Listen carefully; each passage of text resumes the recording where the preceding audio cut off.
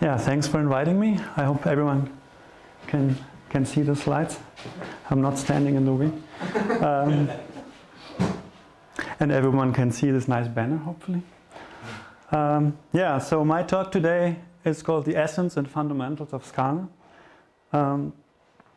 Before I start with that, let me say a few words about myself. I'm a senior consultant at InnoQ, and I'm also the author of a blog and ebook called The Neophyte's Guide to Scala, and the co-founder of the Berlin chapter of Scala Bridge, which has the goal of helping underrepresented people in tech to learn Scala.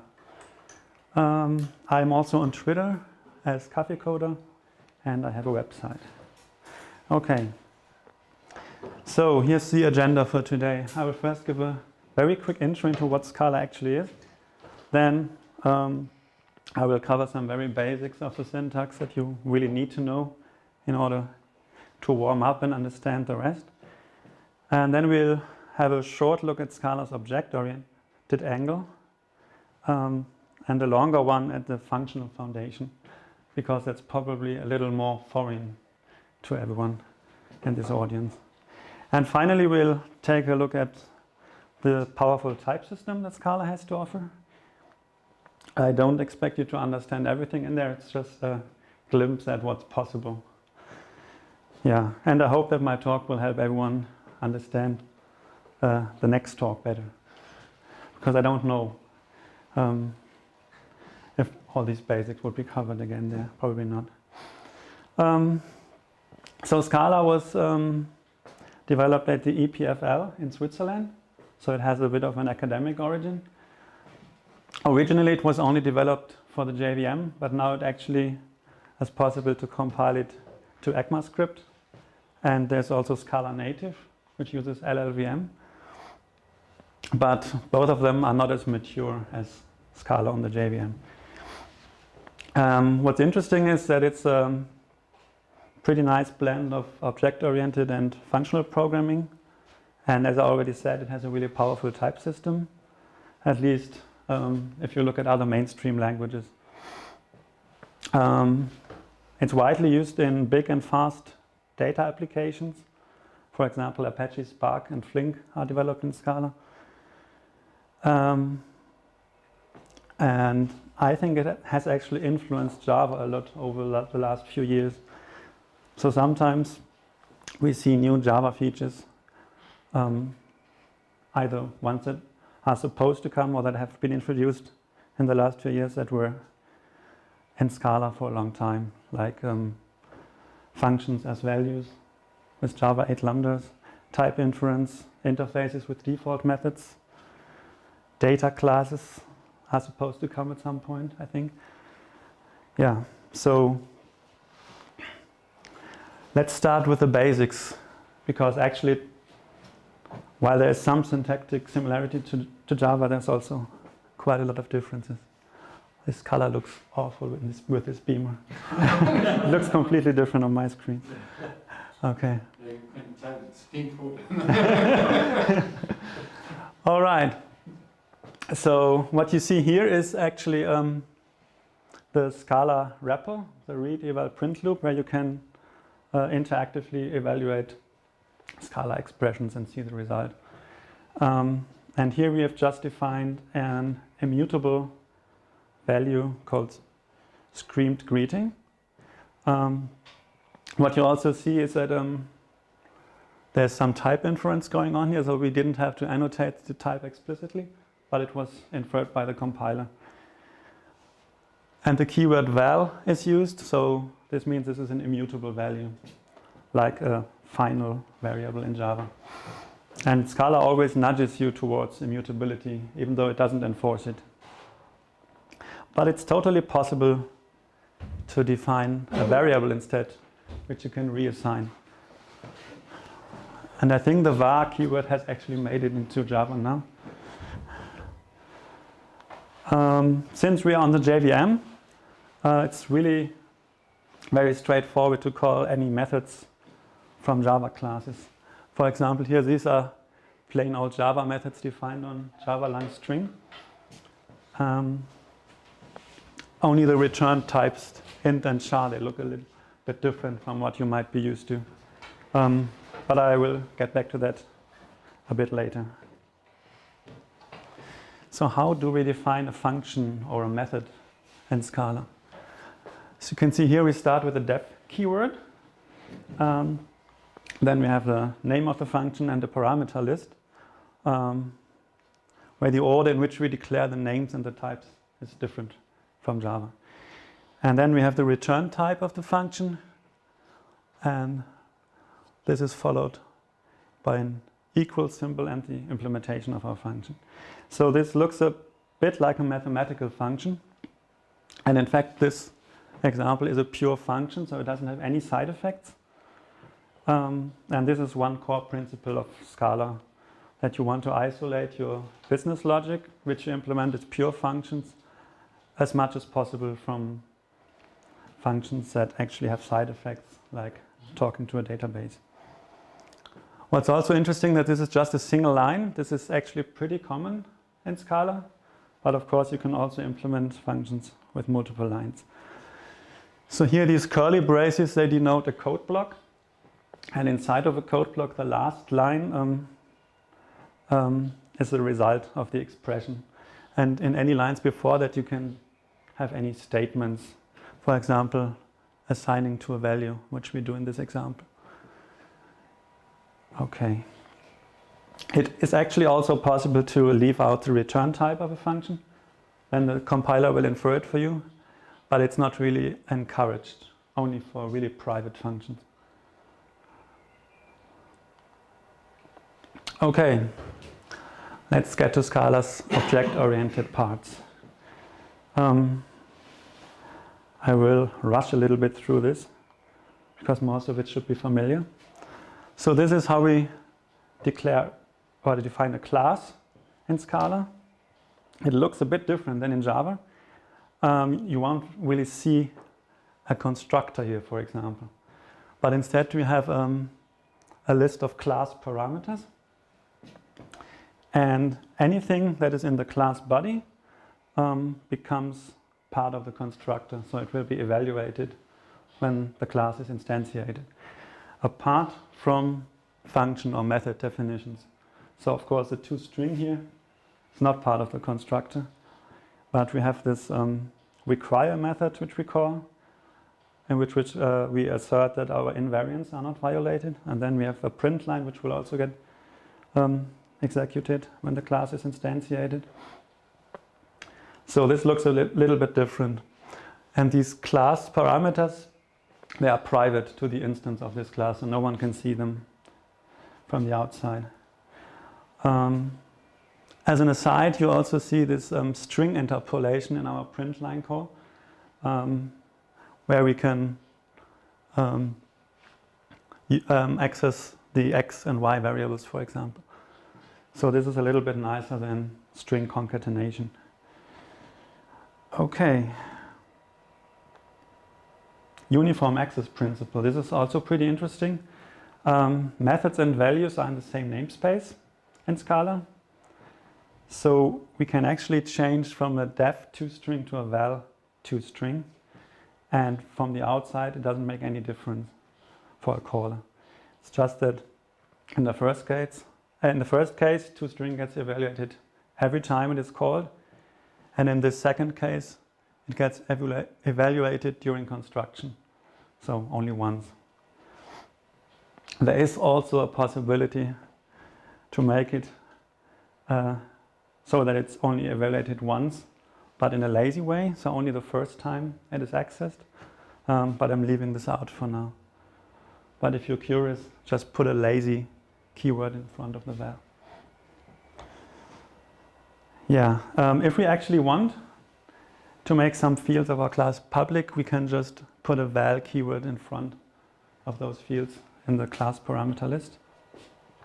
So this is pretty neat. There's not a lot of boilerplate. And by default, these will be public in Scala. This is also a difference to Java. Okay. Singleton objects. one of the worst anti-patterns for Java programmers. They are actually baked into the language in Scala. They have their own keyword called object. So if we have an object called point, then this is a singleton object. There's only exactly one instance of it. So all that code you would normally write for a singleton is generated by the Scala compiler. And this doesn't always have to be an anti-pattern, if you ask me. Sometimes it's just the simplest thing possible, and especially if functions are more important than objects and classes, and this can be pretty nice. Now this is actually a companion object to the class point that we saw earlier. So if there's a class and then a singleton object in the same file with the same name, they are called companion object and companion class, and they can see the private methods and fields of each other. So often we use that for constructor functions like this. Okay. Now this is pretty different from Java. In Scala, actually everything is an object. So int, boolean, char, and so on, they are not primitive types, but here in this example, x is an object of type int, and plus and times are actually methods that we call. So the first line and the second line are identical. And what we do in the first is called infix operator notation. So if you have a method that takes exactly one parameter, you can write it like this. You can do that with any method in Scala, but it's normally mainly used with methods that act as operators like these. These objects of type int, boolean, char, and so on, they are actually translated to efficient bytecode using primitive types. So it's just an object when you work with a language, when you program, but it's more efficient on the bytecode level. And you can define any methods with such symbolic operator names yourself, which is pretty nice if you want to write a DSL. Okay, so that was everything I wanted to say about the object-oriented parts of Scala. A question. Yeah. You said that's very handy when you want to write a DSL. Mm-hmm. So is it quite common when you use Scala that you have your own DSL, or will I approach it that you tend to? Yeah, I think it's used quite common. Like that? So in Scala, it's pretty easy and common to write internal DSLs. Yeah. Awesome. Nice. You know that? Okay, Scala's functional foundation. I'm starting easy. Since we have a functional foundation, we actually want to avoid statements as much as possible. So in Scala, almost everything that would be a statement in Java or some other languages is actually an expression. This example is an if expression. So we don't need a ternary operator, for example. But most other things are also expressions. Even try catch is an expression. So this makes a lot of code much easier to write, in my opinion, as this example shows. And the next thing that I want to talk a bit more about is functions as values. So I guess everyone is at least familiar with Java 8 lambdas by now, right? So in Scala, anonymous functions play a much bigger role than in Java, I would say. And this is the most verbose way of defining such a function, and then assigning it to a value identifier. Because the value identifier has an explicit type annotation. We say it's a function from email to boolean, and then in the functions parameter list we again specify the type of the parameter. So this compiles to Java 8 lambdas nowadays. It used to be implemented as anonymous classes when Java didn't have lambdas. So this would be a different way of writing it, because we already know that this is a function from email to boolean. We can leave out the type in the parameter list. And because it only has one parameter, we can also leave out the parentheses. And we can actually use underscore notation to access each parameter once. So this is the first parameter. In this case, we only have one parameter. If we had two parameters, the next underscore would be used to access the second parameter. And this, of course, only again works because the type of the function is known. If it is not known, we have to use the type in the parameter list, but then the type for the value identifier can be completely inferred again to be email to Boolean in this case. So how do we use functions as values?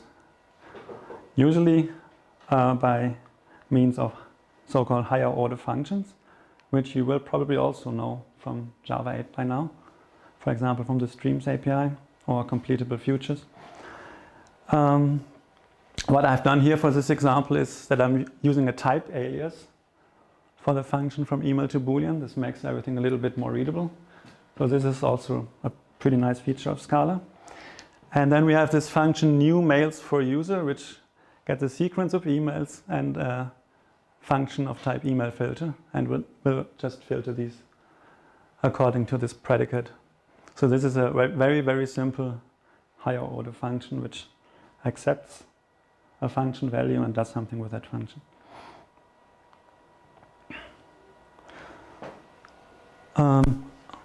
Here we saw that we can pass this function to our higher order function, the one that we defined earlier, but of course we can also pass it completely anonymously without assigning it to a value identifier first. And here we can benefit from type inference again, because the compiler knows it's a function from email to Boolean. So we can use this very short notation here. Okay. Now higher order functions can also work the other way around. Instead of accepting a function, they can also return a function.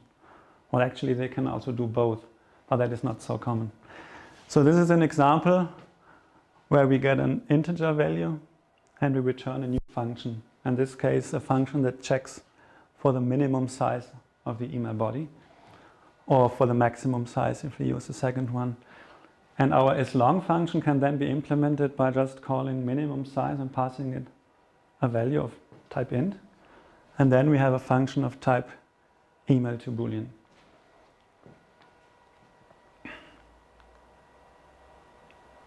Okay. Currying. We can achieve exactly the same thing with that. Currying means that every function only takes exactly one parameter and returns a new function which again takes exactly one parameter, apart from the final function which returns the final result.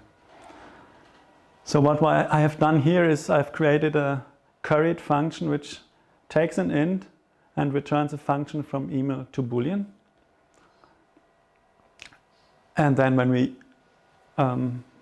apply that function, we can either apply it completely until the very end, which is this first example, where we say minimum size of 100, and the function that is returned by that, we pass an email to that, which gives us a Boolean. But of course we can also just partially apply this function, which is the second example. Minimum size of 100 gives us a function from email to Boolean. So this has the same effect as the higher order function that returned a function in this example. Okay, function composition. This is also pretty nice. So we can chain two functions to compose a new function. So this isLong function that I had just shown in various ways, we can also compose it from two smaller functions. And the first one in this example is a function from email to int, which just counts the number of words in the email body. And the second function is a function from int to Boolean, which just checks if some number is higher than a certain threshold. So we have one from email to int and one from int to Boolean. The second one is actually constructed by a higher order function, higher than, which returns this function. If we call compose on that function, and pass it the word count function, then we get a function from email to Boolean. And this might not be very intuitive, so there's also this one, where the order is different. Word count is email from int, and then higher than, which is from int to Boolean, gives us a function from email to Boolean. So these kinds of composition functions are really used a lot in Scala, and I think this is something which might be possible in Java, but is not really very common. Another foundation of functional programming languages is more in the type system. It's called algebraic data types. It's a pretty fancy word. What we see here is called a sum type. So this is very similar to an enum actually. So the number of possible values in this example is 3. The traffic light is either red, yellow or green. And we have achieved this by using this sealed keyword, which says that there can only be the 3 subtypes of traffic light that we have defined in the same source file. Trait, by the way, is something similar to Java interfaces. So what can we do with such an algebraic data type? We can use pattern matching to work with values of this type, because we actually want to separate data from behavior usually in Scala and other functional programming languages. So here's an example of pattern matching. So we can match on the green case, and we can match on red and yellow. And the compiler can even warn us if we have forgotten one of these cases, because we use this sealed trait, so it knows if our pattern matching is exhaustive or not. Okay, so this is pattern matching on sum types as an example. Another type of algebraic data type is called a product type. So in this case, the possible number of values is defined by the product of the possible values for each of the fields. And the simplest possible product type is a tuple, which I've shown here. Scala has some special syntax for tuples. In this case, it's a tuple of 2 elements, a string and an int. And tuples can also be used in pattern matching. In this case, I'm destructuring it on the left side of a value assignment. This looks a bit like Python, if you know that. But a more common and better way of using product types is to define your own types again, which you can do with case classes. Case classes are what I have always missed the most in Java, because you get a lot of things for free. You have public value fields generated automatically for all your constructor parameters. You have an equals and hash code, toString and a copy constructor, all of that generated for you. And you can use them in pattern matching using these constructor patterns. So here we match on a value of type person, and you see that pattern matching works in a nested way in Scala, because we can also use patterns for the fields of the case class again. In this case, I'm using a literal pattern to match on the literal string value Daniel, and I'm using a wildcard pattern so that it matches for any value for the age. But you could nest it much more deeply. Okay. So that's algebraic data types. Let's talk a little bit about functional error handling, because that's quite different from how it's done in Java. But I will focus on the option type, which is Java's way of preventing nulls. There's a lot more to say about functional error handling, which is a bit too much for this talk. So as you can see, this is also an algebraic data type. And option is a sum type, can either be a sum or a none. And the sum itself, again, is a product type, a product of 1. So if there is a value, it will be in the sum. If there's no value, then you will get a none. Okay. This option of nothing thing might look a bit unfamiliar to you. Nothing is the bottom type in Scala. So it's a subtype of any other type. This is why none is defined as option of nothing. Because option is covariant. But that's already pretty fancy type system language. And I guess I will not have time to explain that so much in this talk. You can work with options by using pattern matching. So that would be the most explicit way of working with values of an option type. But it can be a bit verbose. So option has a lot of methods that you can use to transform an option and get a value out of it. So here's what you also could do.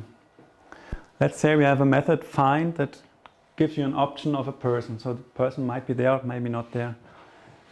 And the case class person has a name of type string and an age, which is also an option of an int. So usually what we do is we try to stay inside of the option as long as possible. So here we map to get the name, and then at some point we escape the option and have a fallback value for our name,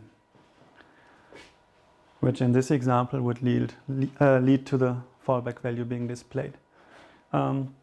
Another common thing is that you have something that is already an option, and inside you have another option, but you only want to have one level of options, an option of the age in this example. So if we were using map here, we would end up with an option of int. So you will often see that people have to use flat map in Scala, which is exactly what you need for this use case. So you will get an option of int instead of an option of int.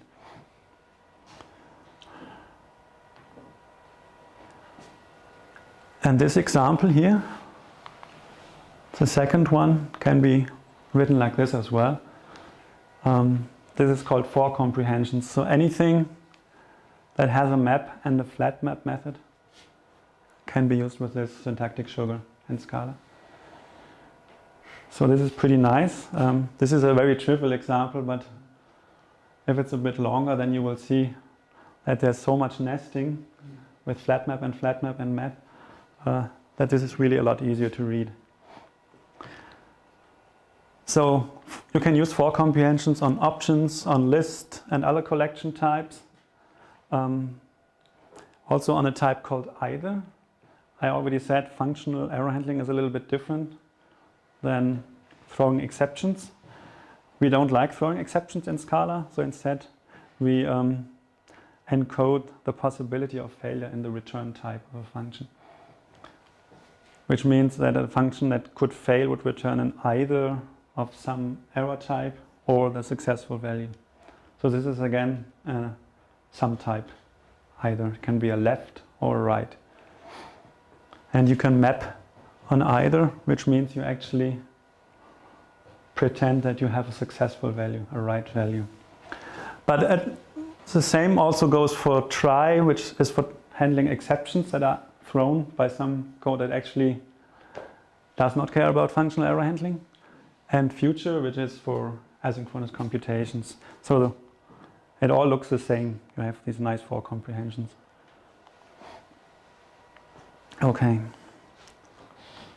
So that's it for the functional part of Scala. And now I want to talk a little bit about Scala's powerful type system, which also really sets it apart from Java and most other mainstream languages. So this is just one little example where Scala is more type safe than Java. So I want you to tell me what will happen here with your Java knowledge. Any ideas?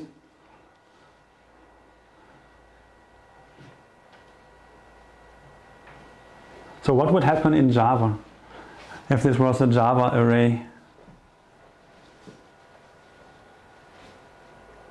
Okay, no one has an idea.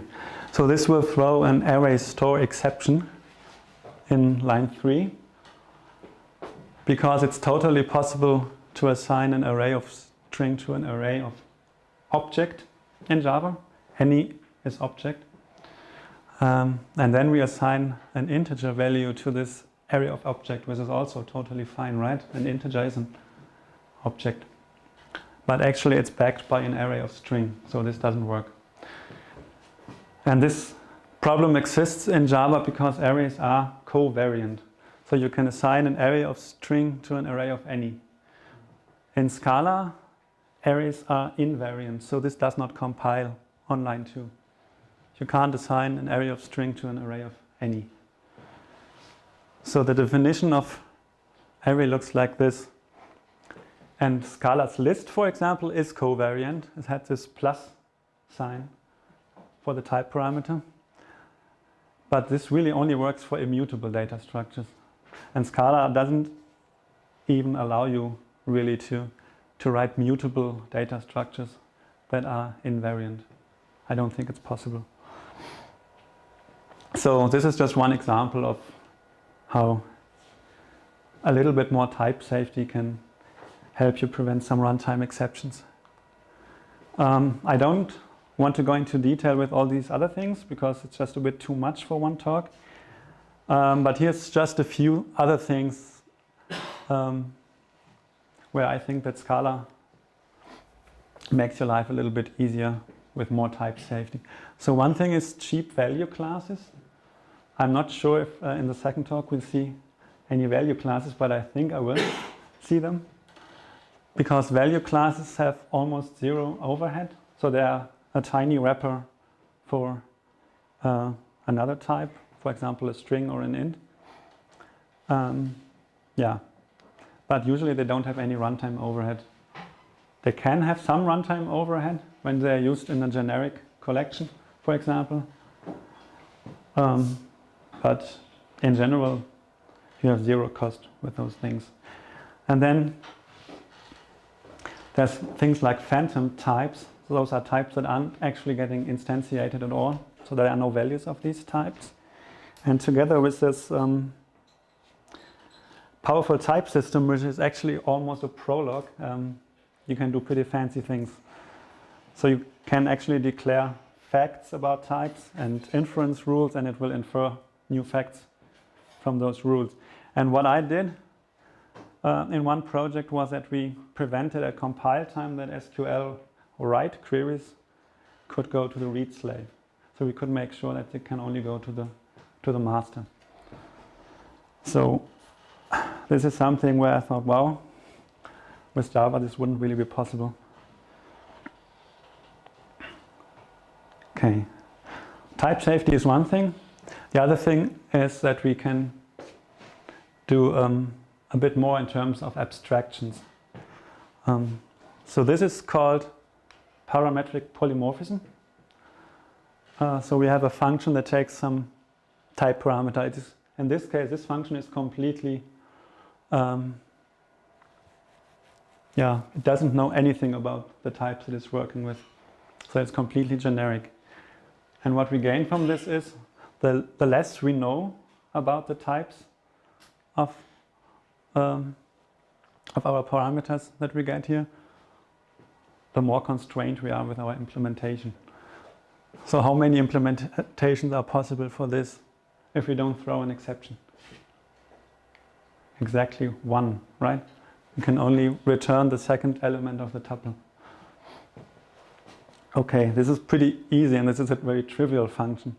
So sometimes we have to know a little bit more about our types when we do parametric polymorphism. Okay, let's create a function that gets two values of some arbitrary type and returns the one that is higher. But what does higher mean? Here we have an additional constraint. A must be a subtype of ordered of A, which is called an upper type bound in Scala. And this would be very similar to a Java method that expects a type parameter where the type must implement comparable of A. So now we know a little bit more, and we can use methods that are available on the ordered trade. Okay, so this works, but this function will only work for types that are subtypes of ordered. And sometimes we don't have control over the types we want to use. We can't make them a subtype of ordered. So let's get to an alternative way of solving this. Now we pass in an ordering of A as a second parameter instead.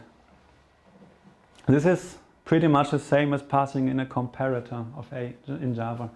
And actually ordering also extends Java comparator, and ordered extends comparable.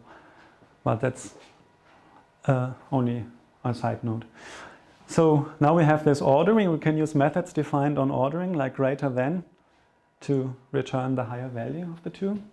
This is also pretty nice, and we can call it by passing in some predefined ordering, in this case ordering for int. In Scala we can actually have multiple parameter lists in a function definition. So we could also write it like this. And if we do that, we don't really gain much. We only have to apply the function like this. But we can also define the last parameter list as implicit. And now this means that an implicit instance of ordering of A, whatever A is, will be searched by the compiler. And if it exists, it will be used. If it doesn't exist, it will not even compile. And now ordering is actually called a type class. And this works now without passing in an ordering explicitly, because the compiler will fill it in for you. Because there is an implicit int ordering defined in the companion object of ordering. But you can always define an ordering for any arbitrary types, even types that you don't control. So this is a pretty nice way of allowing to write generic abstract methods that can work with arbitrary types. There's also an alternative syntax for defining such a method. So instead of this implicit parameter list, we can also say A : ordering. So A is constrained to be some type for which an ordering exists. Now this is called a context bound. So you will see type classes used a lot in Scala, not just in the standard library, but also in all the popular Scala libraries. And to close this talk, I want to show a little bit more of what kind of abstraction is possible with this approach. Now we're getting really fancy. So suppose you have a list of an option of A and you want to turn it inside out into an option of list of A. And you also want to do the same for a list of a try or a list of a future. Actually, the implementation for that is always pretty similar. So it would be pretty nice if we could actually only write this once, right? But how do we do that? In Java, this would not be possible. In Scala, there's actually a functional programming library called cats, which uses a Scala type system feature called higher kinded types. I will show you what this will look like. Because the interesting thing is that option of A, try of A, and future of A, they all have the same shape. So option itself and try and future, they are not really types. They are type constructors, which means they require one type parameter. And then if you fill that in, you have a concrete type. So we can abstract over type constructors that have exactly one type parameter. So this is a type class called traverse. Now you see this underscore notation in the type parameter here. So this is because we abstract over a higher kinded type. And traverse has a method called sequence, which does exactly what I have just shown you. And it requires the higher candidate type G to be an instance of the applicative type class again. So now this will actually not only work for lists of anything that is an applicative, but for any type that is traverse. So we could have vector of option of H, for example, or whatever, anything that implements traverse. And anything that is an applicative can be on the inside. And then we can have a sequence function that turns them inside out. So here we have a list of option of H and turn that into an option of list of H by just calling the sequence method. The sequence method is an extension method. So it's enabled by these instances of these type classes. And the same method is then available on the list of future. For example, you might have some service calls and you end up with a list of futures with the responses, and then you want to do something once all of them have completed. That's where you would use sequence.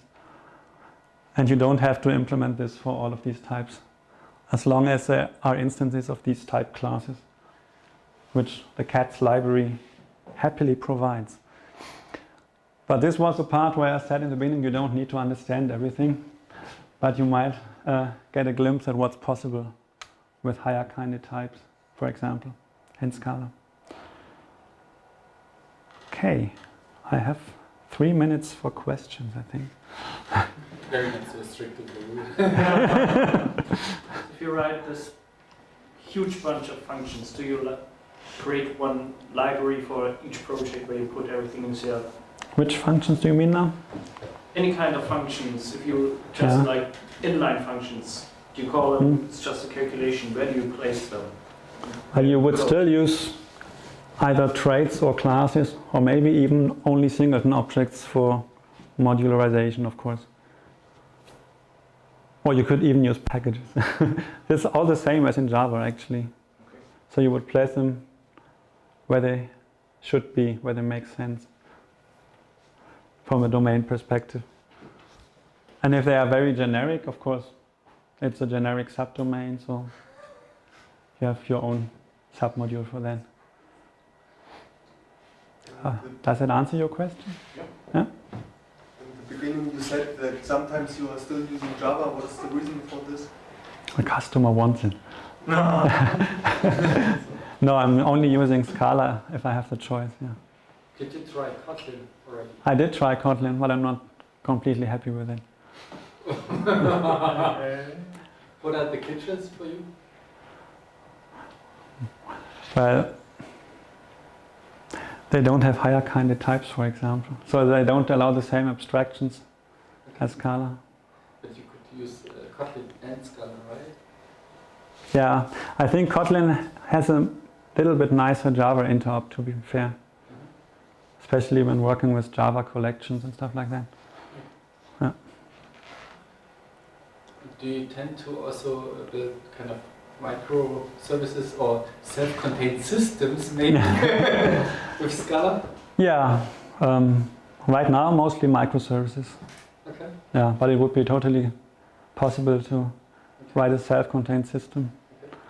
Did you already with Play framework? Okay. We have a good framework that Yeah, sure. goes up to the UI level as well.